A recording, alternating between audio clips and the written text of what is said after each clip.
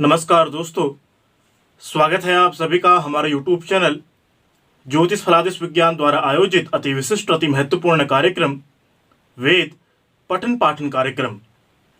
और जैसा कि आप सभी को विदित है, मैं इस कार्यक्रम के माध्यम से आप सभी वेद प्रेमियों के समक्ष शुक्ल यजुर्वेद माध्यन्दिनी शाखा के महत्वपूर्ण अंग रुद्राष्टाध्यायी का सस्वर रूप से वेद पाठ सिखाने का प्रयत्न करता हूं। आज की वीडियो के माध्यम से मैं आप सभी वेद प्रेमियों को, आप सभी ज्योतिष प्रेमियों को प्रसिद्ध गायत्री मंत्र भूर्भुवः स्वः इस मंत्र का सस्वर रूप से वेद पाठ सिखाने का प्रयत्न करने वाला हूं। और बड़े आसानी से, बड़े सामान्य तरीके से इस मंत्र का सस्वर रूप से वेद पाठ सिखाने का प्रयास करूंगा। आज के विषय को प्रारंभ करूं उससे पूर्व आप सभी वेद प्रेमियों, आप सभी ज्योतिष प्रेमियों की जानकारी के लिए बताऊं, यदि आप हमारे चैनल पर नए हैं और आप ज्योतिष को प्रारंभिक स्तर से सीखना चाहते हैं, ज्योतिष को प्रारंभिक स्तर से समझना चाहते हैं, तो हमारे YouTube चैनल ज्योतिष फलादिश विज्ञान को सब्सक्राइब करना मत भूलिएगा। आप सभी की जानकारी के लिए बताऊं, हमारा YouTube चैनल आप सभी ज्योतिष प्रेमियों के समक्ष, आप सभी वेद प्रेमियों के समक्ष दो विषय प्रतिपादित करता है।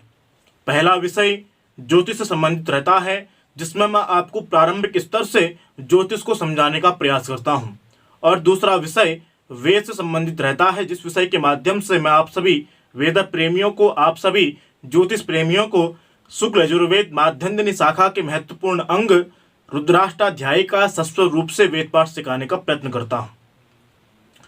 आज की वीडियो के माध्यम से मैं आप सभी को प्रसिद्ध गायत्री मंत्र का वेद पाठ सिखाने का प्रयास करने वाला हूं।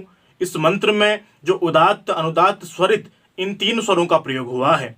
आप सभी जानते हैं कि संपूर्ण वेद में, शुक्ल यजुर्वेद में इन तीन ही स्वरों का प्रयोग होता है।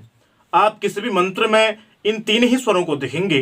पहला है उदात्त, दूसरा अनुदात्त और तीसरा स्वरित।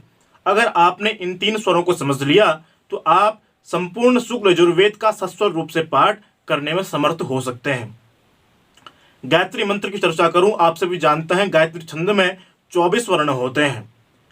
आप सभी लोगों ने देखा होगा, किसी भी वेद पाठ को प्रारंभ करने से पूर्व, प्रायः शुक्ल यजुर्वेद की हम चर्चा कर रहे हैं, जब भी शुक्ल यजुर्वेद का पाठ प्रारंभ किया जाता है, तब शुक्ल यजुर्वेद के पाठ को प्रारंभ करने से पूर्व प्रसिद्ध गायत्री मंत्र, इस मंत्र का पहले पूर्व में वेद पाठ किया जाता है सस्वर रूप से।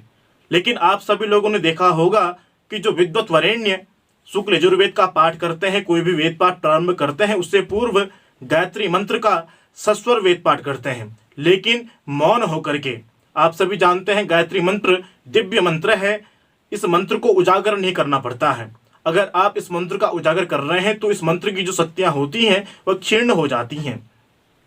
लेकिन अगर आपने बनारस, इस पूर्वांचली हिमालय क्षेत्र से भिन्न बनारस में जाकर के आप सभी लोगों ने देखा होगा, तो जो बनारस के विद्वान होते हैं उस गायत्री मंत्र का सस्वर उच्चारण भी करते हैं। इसके पीछे का कारण क्या है, तो बहुत सारे लोगों से इस विषय में मेरी जो विचार मंत्रणा हुई, विचार विमर्श हुआ, तो उन्होंने एक विषय कहा, एक सूक्ति कही।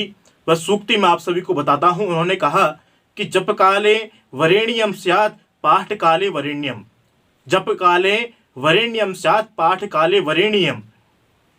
आप सभी जानते हैं जो वरेण्यम, यह आपको दिखाई दे रहा होगा, स्क्रीन के माध्यम से आप देख सकते हैं, तत्स वितुर वरेण्यम, उसमें जो लकार है वह आधा है।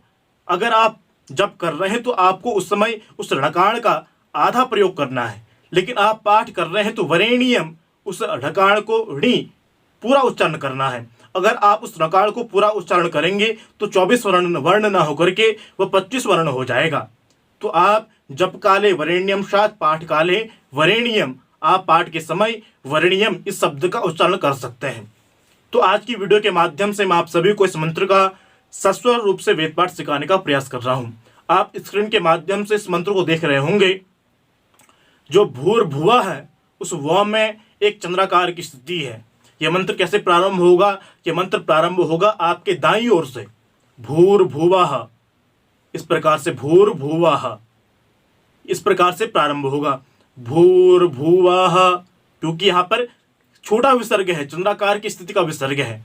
मैंने आप सभी को बताया था कि भैया जहां पर चंद्राकार की स्थिति का विसर्ग होगा वहां पर हमने कनिष्ठ का उंगली को बाहर निकालना होता है। तो यहाँ पर भी कौन सा विसर्ग है, तो यहाँ पर चंद्राकार की स्थिति का विसर्ग है, इसलिए हम लोगों ने कनिष्ठिका उंगली को बाहर निकालना होता है। किस प्रकार से, दाईं ओर से यह मंत्र प्रारंभ होगा। यह मंत्र इसलिए भी उपयोगी है क्योंकि किसी भी यजुर्वेद का पाठ को प्रारंभ करने से पूर्व इस मंत्र का सस्वर रूप से वेद पाठ किया जाता है। ध्यान दीजिए, आपके बाईं ओर से यह मंत्र प्रारंभ होगा, भूर्भुवः भूर्भुवः, इस प्रकार से भूर्भुवः स्वाहा। यहाँ पर क्या है, व्यक्र स्वर है जो आप देख रहे होंगे, एक नीचे आ रहा है स्वाहा में, जो आप एल के प्रकार का देख रहे होंगे, इसे हम कहते हैं व्यक्र स्वर। इस प्रकार से होगा भूर्भुवः स्वाहा। यहाँ पर क्या है, भाग के आकार का विसर्ग है। जब भाग के आकार का विसर्ग आता है तब हमने कहा था कि जो तर्जनी उंगली बाहर है और कनिष्ठिका उंगली बाहर निकलती है और जो शेष दो उंगलियां हैं ये अंदर की ओर झुकाव लेती हैं। किस प्रकार से, भूर्भुवः स्वाहा। कौन सा स्वर है, व्यक्र स्वर है, जो एल दिख रहा होगा आपको, इसे हम कहते हैं व्यक्र स्वर। यहां तक क्लियर हो गया होगा। इसके पश्चात देखिए, तत्स, तो में स्वर नहीं है, उदात्त से प्रारंभ होगा, तत्स, सौ में मध्य में आया, वी में नीचे गया, तुर व यहां तक ऊपर ही रहेगा। देखिए, तत्सवितुर्वरे, इस प्रकार से तत्सवितुर्वरेण्यम, यौ में नीचे जाएगा क्योंकि उसके बाद क्या है, उदात्त स्वर है। मैंने आपको बताया था कि हमारा हाथ सदैव आगे वाले वर्ण को देख करके क्रिया करना प्रारंभ करता है। और आप सभी लोगों ने, यदि आप सस्वर वेद पाठ सीख रहे हैं तो यथा वाणी तथा पाणी, इस सिद्धांत का अनुपालन करना है। जिस वर्ण में जो स्वर होगा उसी वर्ण में आपके हाथ के द्वारा क्रिया होनी चाहिए।